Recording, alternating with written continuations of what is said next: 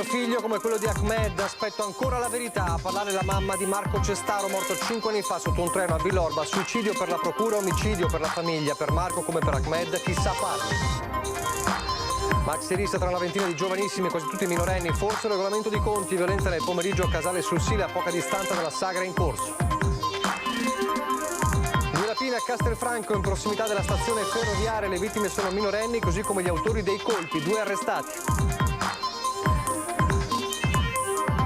Tensione a Mansuè, 40enne si valica in casa con la figlia minore, temeva di perderla per la separazione con la moglie, provvidenziale l'intervento del sindaco e del negoziatore dei carabinieri. L'incidente alla palestra di Roccia a Silea, il 29enne sottoposto a un nuovo intervento chirurgico, i carabinieri indagano sul malfunzionamento del sistema di sicurezza. L'ira del direttivo regionale della Lega per le polemiche innescate da Gian Antonio D'Arè sul simbolo Prima l'Italia, Finco attacca, caso montato per seminare malumore, ora basta. La storia di Carlo Caddeo, 90enne al tiro di Villorba, che ha deciso di ospitare in casa sua una famiglia di 5 ucraini in fuga dalla guerra, non ho mai avuto dubbi su cosa fare, dice. Sessione di addestramento speciale per le frecce tricolori, la pattuglia acrobatica ha voluto omaggiare gli operatori della sanità impegnati nella lotta al Covid partendo dalla base del 51esimo storno.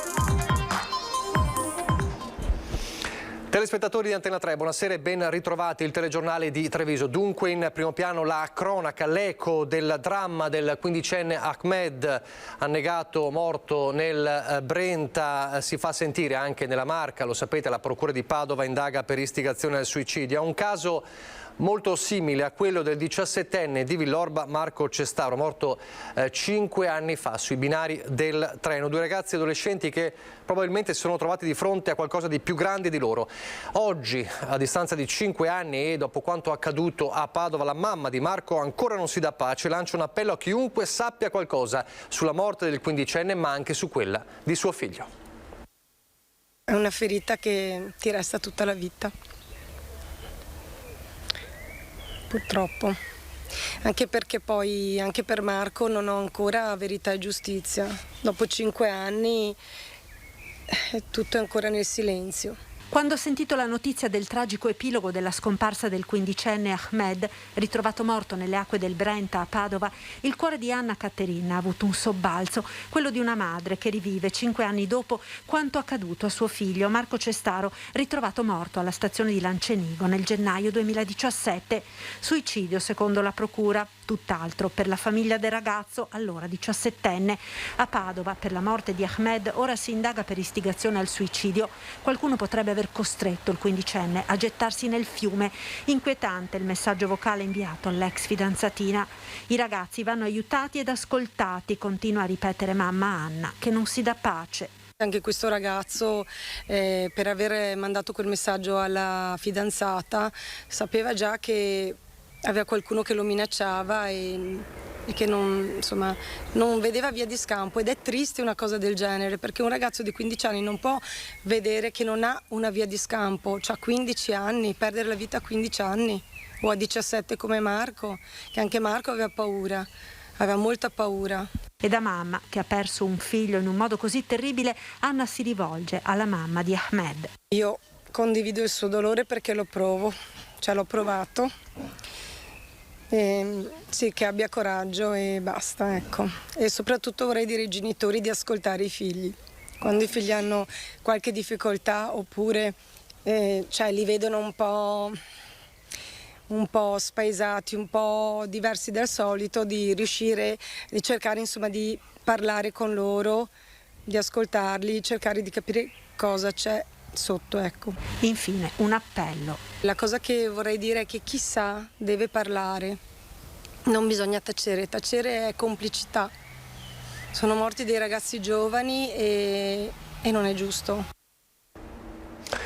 La cronaca, una maxi rissa tra ragazzini, quasi tutti minorenni, è successo nel tardo pomeriggio a Casale, una ventina circa si sono affrontati a calci e pugni.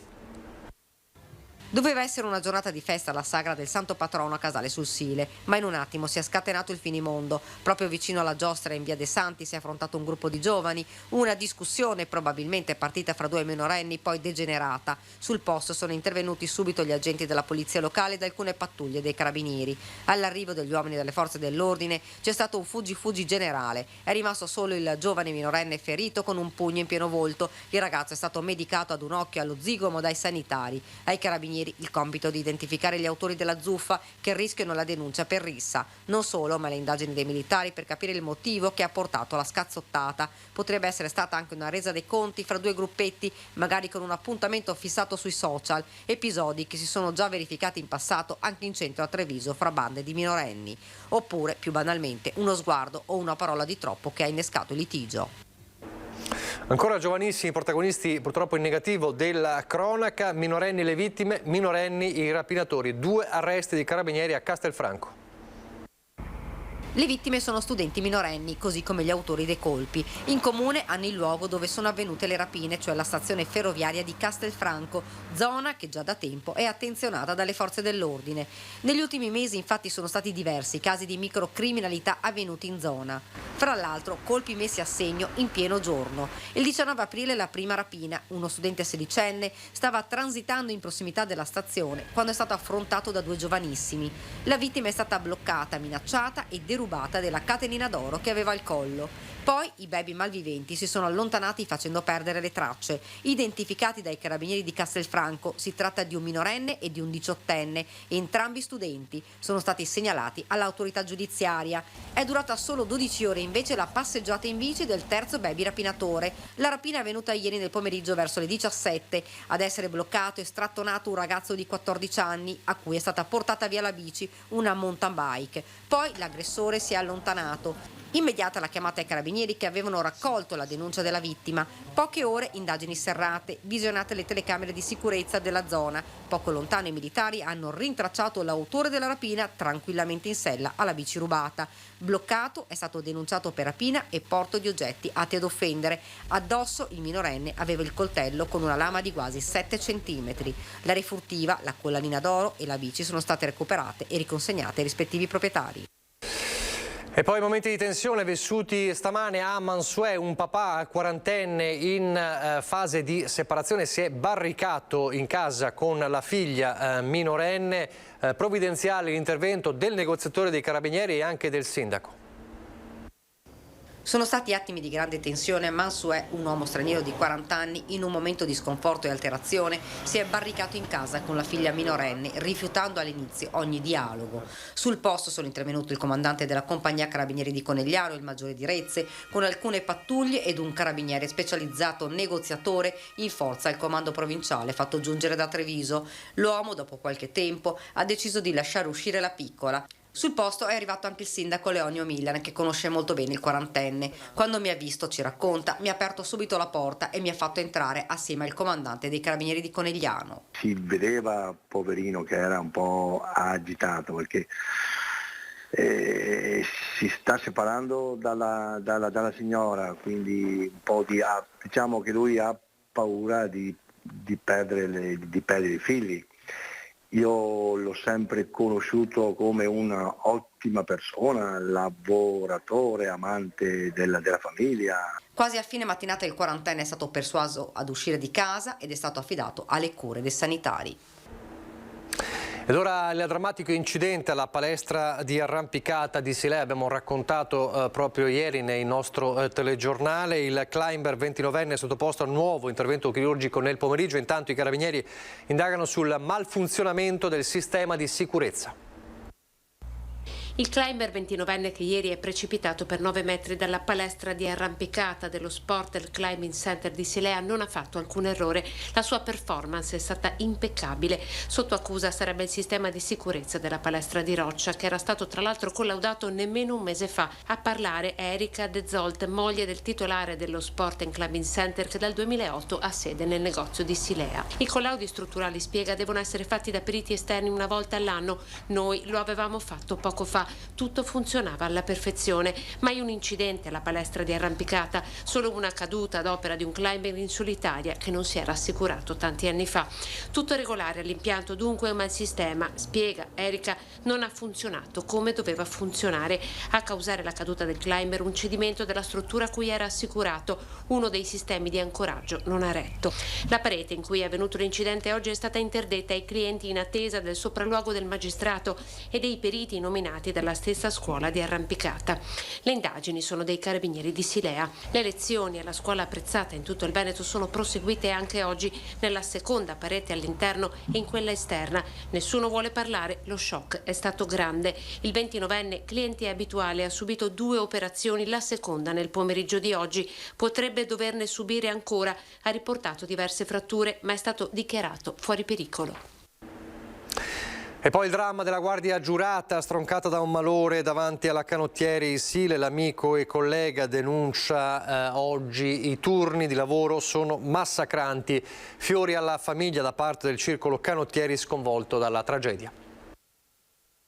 Antonio, che noi chiamavamo comunemente Totò, come noi da giuri chiamavamo Totò, avevamo questa confidenza chiamata così, diceva in questi giorni, in questi ultimi giorni, vabbè, faccio questi 2-3 giorni a 12 ore perché il caposervizio mi ha detto se faccio questi 2-3 ore, questi 2 giorni da 12 ore poi ho 2 giorni attaccati. E tra l'altro asseriva che non ce la faceva più e che a maggio sarebbe tornato a fare solo ed esclusivamente le 7-8 ore da contratto. 20 anni fianco a fianco non sono cosa da poco. Rosario Gambino, collega e amico di una vita di Antonio De Marco, la guardia giurata trovata senza vita ieri sera di fronte alla sede della Canottieri Sile, dove aveva appena prestato servizio, legge uno degli ultimi messaggi inviati da Antonio.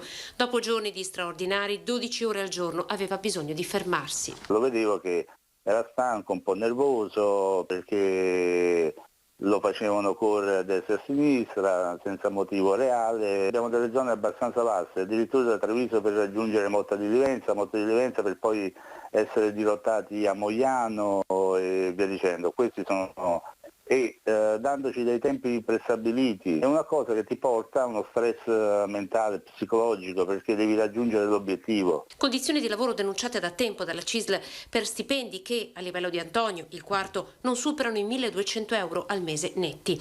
Ieri sera Antonio aveva prestato servizio alla Canottieri Sile per un controllo e l'attivazione degli allarmi. Le telecamere di videosorveglianza hanno ripreso il momento in cui si accascia a terra. Del circolo sarà Giusi, la segretaria che abita poco distante, a dare l'allarme. Abbiamo saputo che ha avuto un malore e siamo vicini alla famiglia a cui facciamo le condoglianze, una tragedia. Al circolo è stato chiesto di visionare le immagini delle telecamere di videosorveglianza. Antonio De Marco, che aveva solo 62 anni, potrebbe aver accusato un malore già dentro la struttura. Forse avrebbe potuto essere salvato se fossero stati in 2. Proprio per questo Rosario è stato contattato in mattinata da uno dei figli di Antonio, Luigi. Papà non soffriva di malattie pregresse, prendeva solo la pastiglia per la pressione, gli dirà. De Marco lavorava in Compiano ed era passato in Securitalia 6 anni fa. Oltre a Luigi lascia la figlia Valentina. Antonio De Marco lavorava come vigilante da 36 anni. Allora la politica continua a tenere banco il caso all'interno della Lega del simbolo Prima l'Italia dopo le esternazioni di Gian Antonio D'Arè domenica ai nostri microfoni e poi di ieri anche di Fabrizio Boron. L'ira oggi del direttivo regionale della Lega per bocca del consigliere regionale Nicola Finco, che attacca caso montato per seminare malumori. Adesso basta, sentite le sue parole. Queste persone leggono un post su Facebook piuttosto che un articolo di giornale e montano il caso. Cioè, se qualcuno ha qualche dubbio, fortunatamente tutti noi abbiamo un telefono in tasca, basta fare un colpo di telefono e si chiede al segretario regionale piuttosto che al segretario federale informazioni su quello che trova sulla stampa. Inutile andare a accendere polemiche ogni volta su ogni questione solamente per avere un minimo di visibilità. Chi ha un ruolo importante a livello europeo, a livello regionale e a livello parlamentare farebbe bene ad impegnarsi in tutti i modi per dare risposte concrete al territorio che lo ha eletto. Le polemiche politiche non interessano assolutamente a nessuno. Nel mirino c'è lui, Gian Antonio D'Arè, spina veneta nel fianco di Salvini, e le parole di Nicola Finco sono chiare. È un fiume in piena il consigliere regionale e non potrebbe essere altrimenti. Da membro del direttivo veneto della Lega, il vaso di Pandora scoperchiato dall'europarlamentare trevigiano è intollerabile perché, sottolinea, quello di Prima l'Italia è una vicenda da tanto rumore per nulla. 2 anni fa io, Luca Zaia, Marcato, La Stefani e Lorenzo Fontana con Massimo Bitonci abbiamo firmato dal notaio e siamo i padri fondatori della Liga Veneta per Salvini Premier. Quindi non riesco a capire da cosa nasca la polemica su un simbolo che servirà alle amministrative di Palermo e di Messina. Resta in Veneto una certa perplessità sull'operazione siciliana e Darè ha trovato il plauso di non pochi leghisti in queste ore come Fabrizio Boron, che ha rincarato la dose sull'assenza dei congressi. Ricordiamo che da aprile è possibile fare i congressi in tutte le sezioni di tutto il Veneto e non mi sembra che ci sia sta corsa a fare i congressi dappertutto. Sappiamo benissimo che per arrivare al congresso regionale prima bisogna fare tutti i congressi delle sezioni a livello locale, poi ci saranno i congressi a livello provinciale e dopo si farà il congresso a livello regionale. Allora impegniamoci a fare questi benedetti congressi a livello di comuni, a livello di sezioni e poi un po' alla volta si faranno i congressi, ma non è mai mancato il dibattito all'interno del partito. Per Finco la verità è un'altra, non si vuole il dialogo interno e si preferisce buttare benzina sul fuoco. Ma io mi ricordo quando adesso qualcuno parla e fa le interviste che per qualche volta abbiamo visto segretari che sono stati in carica 10 anni senza fare mai un congresso, quindi per carità va bene tutto, ma se vogliamo fare il bene del partito forse qualcuno farebbe bene a starsene zitto, se c'è un problema lo affronta all'interno del partito. Mi permetto anche, visto che faccio parte del direttivo regionale, di dire basta con queste polemiche.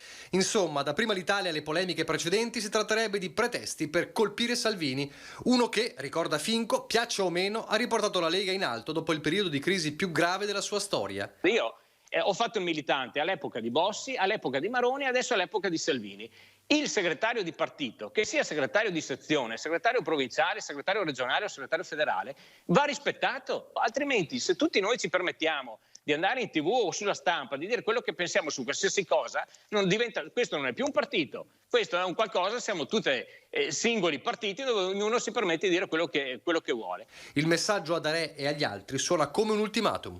Questa cosa non deve esistere all'interno di un partito, altrimenti fai a meno di iscriverti a quel partito e di condividere una determinata linea, fai dell'altro. Torniamo a Treviso, questa polemica è ben lungi dall'essere conclusa, ma torniamo a Treviso e parliamo invece di sicurezza, o meglio dell'arrivo dei taser, la pistola elettrica che sarà in dotazione anche a Polizia, Carabinieri e Finanza dal 9 di maggio, esclusi per ora i vigili. I colpi sono scariche elettriche di bassa intensità ma di breve durata, circa una ventina di secondi, servono solo per immobilizzare. Da 9 maggio il taser o pistola elettrica, già sperimentato in 18 città italiane, sarà dato in dotazione alle forze dell'ordine di altre 15 città. Tra queste c'è Treviso. Soddisfatto il sindaco Mario Conte nonostante per ora il taser non sia destinato alla polizia locale. Ringrazio in modo particolare il sottosegretario Molteni per aver recepito quelle sensibilità che arrivano dai territori ed aver fatto diventare realtà questa necessità da parte delle forze di polizia. Ovvio che l'auspicio è che superata la fase della sperimentazione anche le polizie locali poter usufruire di questi strumenti, visto che svolgono sempre più ruoli di affiancamento alle forze di polizia. Una storia controversa, quella del taser, introdotto dal governo Conte con un decreto legge dell'allora ministro dell'Interno Salvini, approvato dal Conte bis come arma di ordinanza, 2 anni dopo sospeso per circolare ministeriale del ministro Lamorgese, poiché non avrebbe superato alcune prove balistiche previste. Lo stesso ministro che con il governo Draghi 2 anni dopo ne rifarà disporre l'uso. Una protezione per gli agenti che agiscono quotidianamente per la sicurezza dei nostri cittadini, che talvolta si trovano a dover affrontare situazioni particolarmente complicate perché magari hanno di fronte persone in escandescenza o alterate, e quindi il taser è uno strumento che consente di bloccare queste persone senza però ferirle o creare traumi gravi. Il taser potrebbe essere per ora destinato solo ad alcuni comparti. Con lui arriveranno anche i corsi di formazione e un manuale d'uso in modo che tutti i territori lo impieghino in maniera uniforme. Per la polizia locale però potrebbe volerci molto tempo. L'obiettivo nostro è quello di tutelare anche gli agenti di polizia locale, e quindi se questa strumentazione verrà data in dotazione anche alle polizie locali sicuramente sarà un bel segnale di sicurezza per i territori. Il sindaco ha citato Roma ringraziando per questo via libera. C'è un altro via libera importante di Roma di oggi in Senato. È la questione del deflusso minimo vitale dei fiumi. È stato votato al Senato lo slittamento di 2 anni, come avevano chiesto i consorzi di bacino. Interessa in particolare il bacino del Piave e del Brenta. Ma ora, ha detto in aula il presidente della Commissione Agricoltura Vallardi, il problema va affrontato alla sua origine. In sostanza viene garantito l'acqua per l'irrigazione ed era uno dei problemi della siccità di questo periodo. Sentite.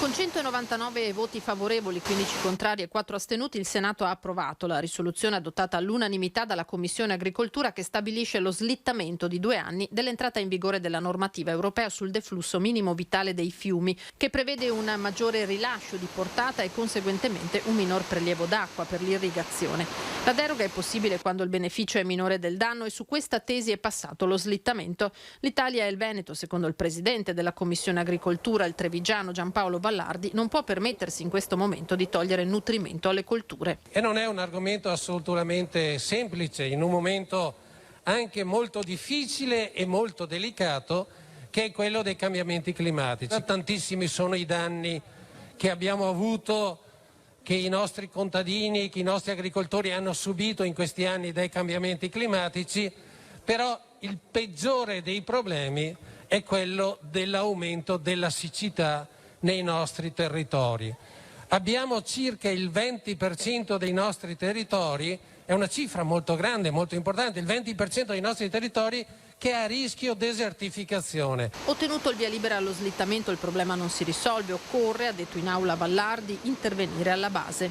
L'agricoltura più l'acqua ci dà il cibo, ma l'agricoltura senza acqua non ci dà assolutamente cibo. I brutti fatti che stanno succedendo nella guerra Russia-Ucraina ci hanno fatto capire quanto bisogno abbiamo di agricoltura in questo paese. Però come possono chiederci di fare più produzione agricola nel momento in cui non abbiamo acqua a sufficienza per tutti? Dobbiamo gestire meglio quella che è la risorsa idrica nel nostro paese. Non è vero che in Italia non piova a sufficienza, il fatto è che mancano invasi, bacini di raccolta per usare l'acqua quando serve. Bisogna investire sull'agricoltura 4.0, bisogna investire sui nuovi metodi irrigui, bisogna investire sugli invasi perché l'acqua nel nostro paese arriva. È molto semplice risolvere la questione. Servono soldi a disposizione.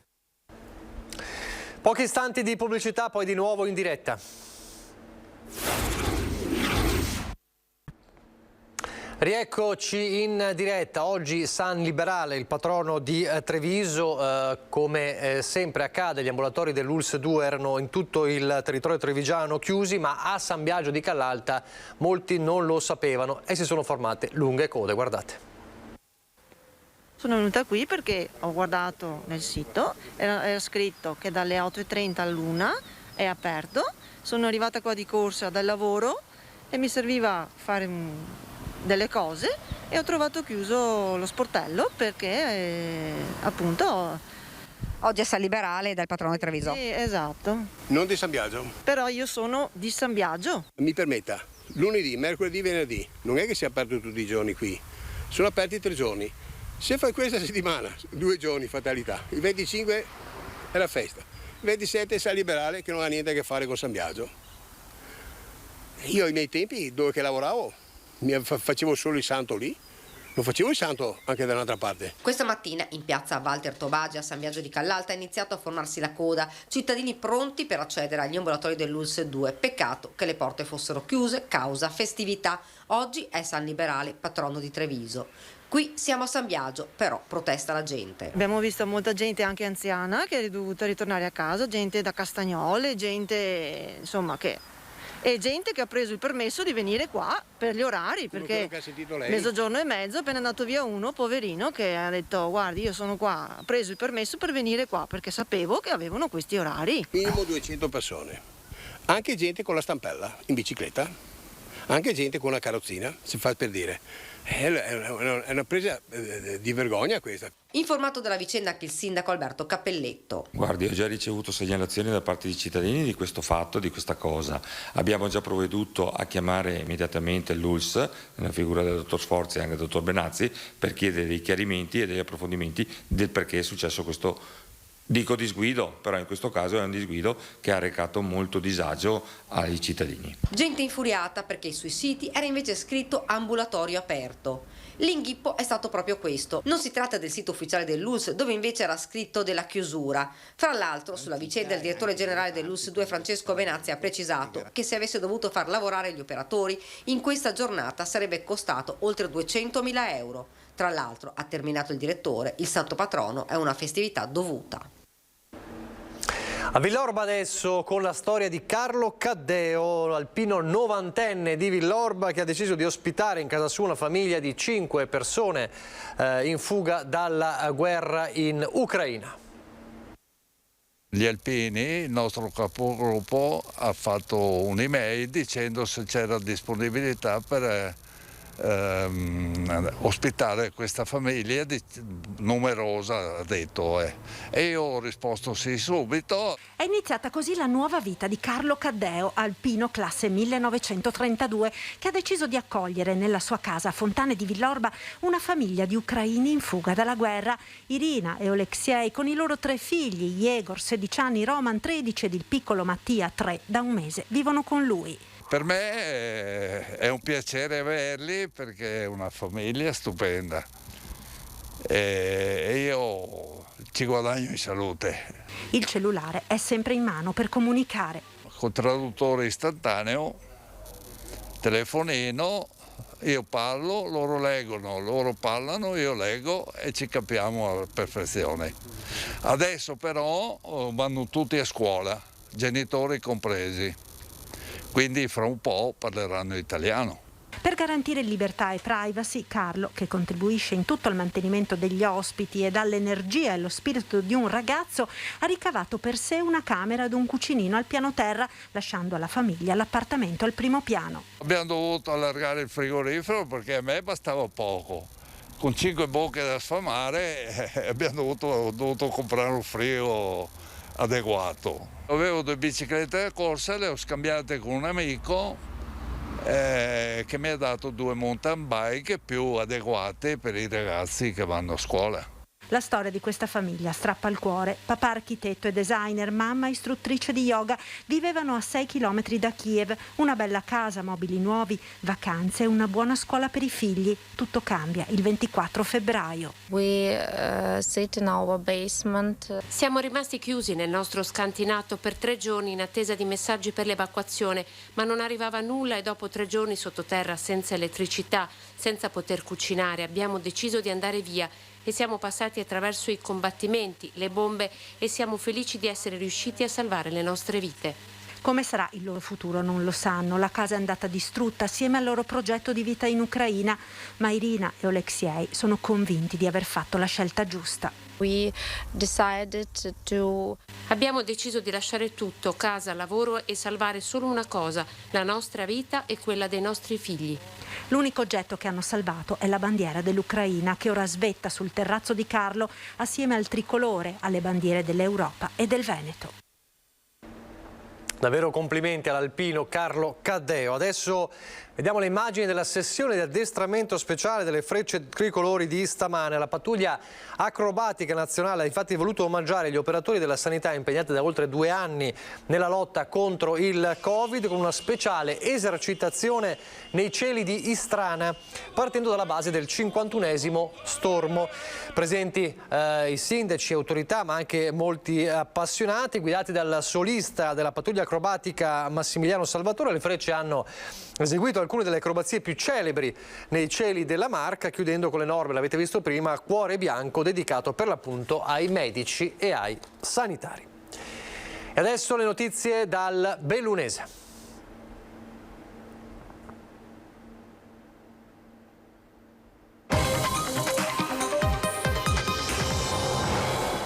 E partiamo dalla cronaca con la paura dalla tarda mattinata di oggi e per le ore successive per l'incendio che ha colpito una abitazione, la mansarda di un'abitazione in montagna a Cortina d'Ampezzo. Fortunatamente nessuna persona è rimasta ferita, ma i pompieri sono intervenuti con 3 autopompe, 2 autobotti e 2 autoscale, il carro aria e 24 operatori. Era iniziato lo spegnimento dell'incendio divampato nella mansarda in legno di un'abitazione di 3 piani. Durante l'arco della giornata le squadre sono riuscite a circoscrivere le fiamme evitando un rogo generalizzato, questo era il pericolo principale, e poi successivamente le operazioni per spegnere tutti i focolai. Le cause dell'incendio sono al vaglio dei tecnici dei vigili del fuoco e le operazioni termineranno definitivamente in serata. Insomma, si è riusciti a circoscrivere quello che poteva essere un rogo che poteva avere anche delle conseguenze peggiori.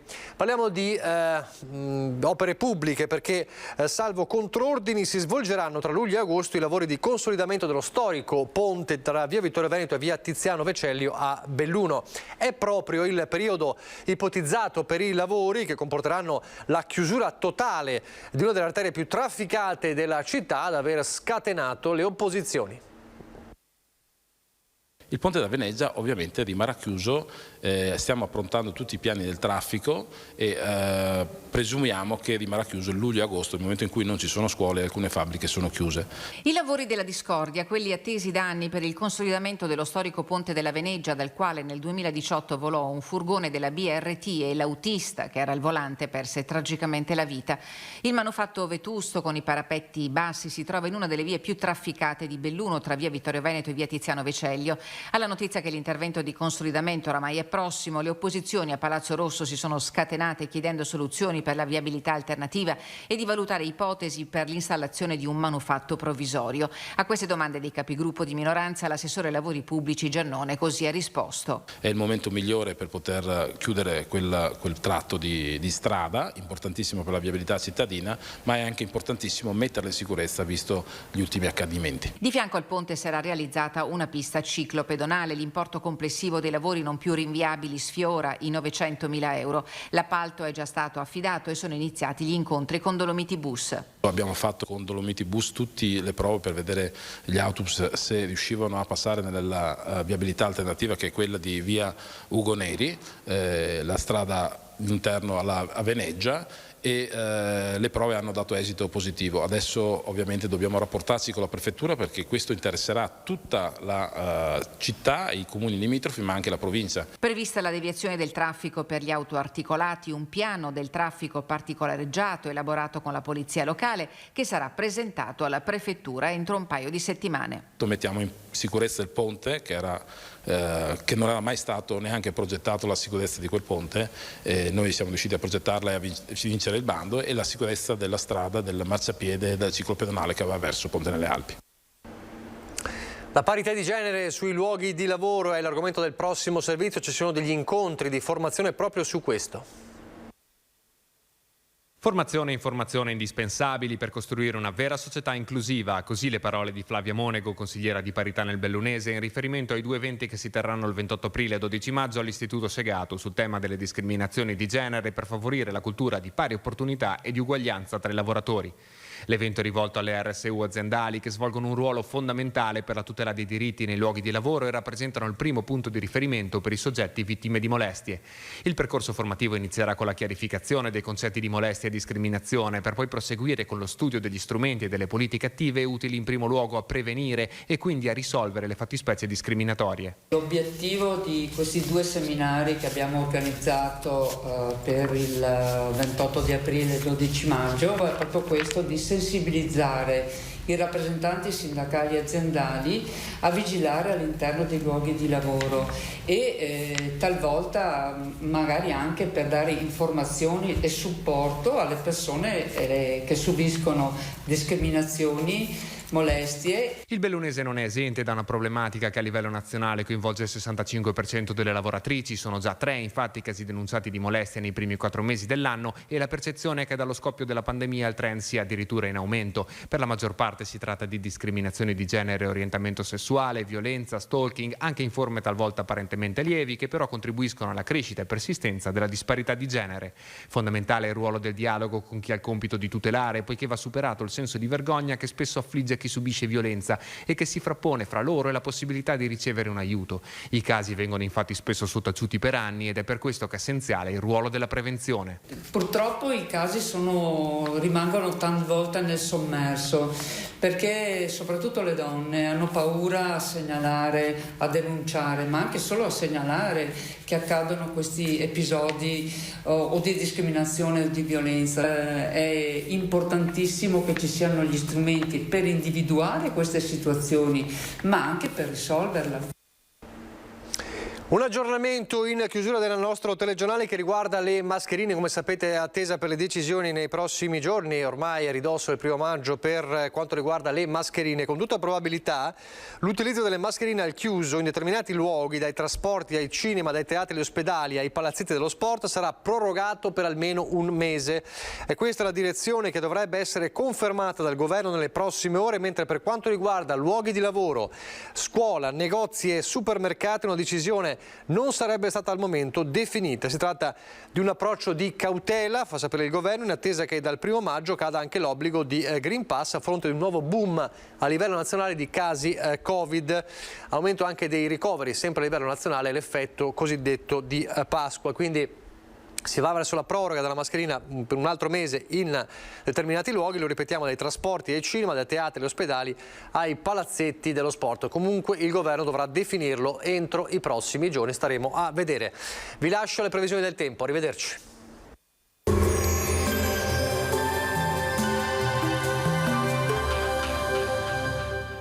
Entra nel mondo Lolato. Da oltre 40 anni un team di professionisti per migliorare la qualità della tua vita. Centro del piede con servizi di podologia, laboratorio per la produzione di plantari e calzature su misura. Bentrovati al meteo. Breve tregua anticiclonica che durerà fino al weekend. Giovedì 28 aprile ci attende una giornata di bel tempo.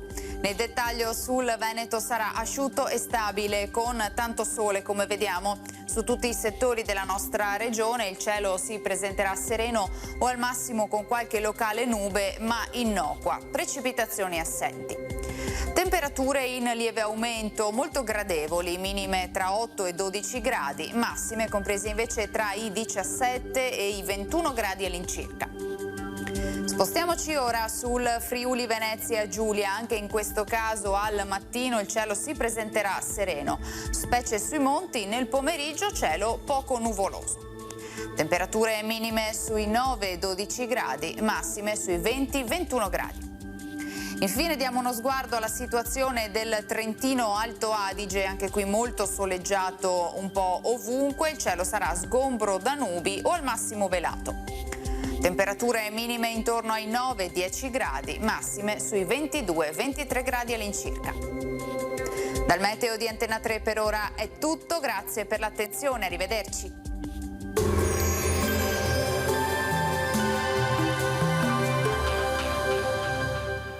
Busti, tutori e protesi di arto personalizzati. Ortopedia e sanitaria Lolato. A Treviso e Montebelluna. Lolato, soluzioni per star bene.